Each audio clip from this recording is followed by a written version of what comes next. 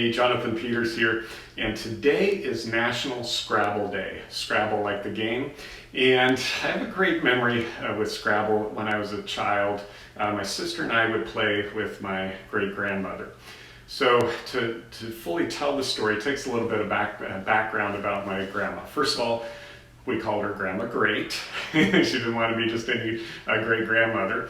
And she lived in an honest-to-God log cabin in western Montana. She had no toilets, she had an outhouse. The only water she had was a spigot that came in, like a garden spigot, that came into the house.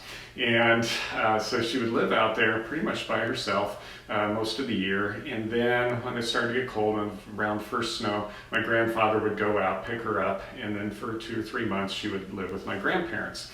So this is where we would get to play Scrabble with her. But there's a catch. See, all that time by herself out there in the wilderness, she had an imaginary friend, and she called him Gene, or that old man. And we could overhear her bickering at Gene occasionally. And so when it came to Scrabble, she always played with Gene. And so now there's 4 of us, three physical people, 1 imaginary person.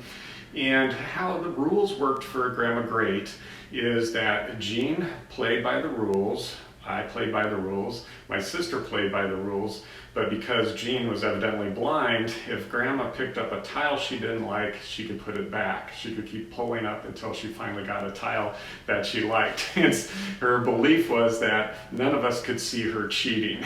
So when we think about, first of all, for the memories, but when a game breaks down is when the rules aren't being followed by everybody else. So when National Scrabble Day today, think about the creating and word combinations, think about tiles, and if you have a good memory of Scrabble, recall that one as well.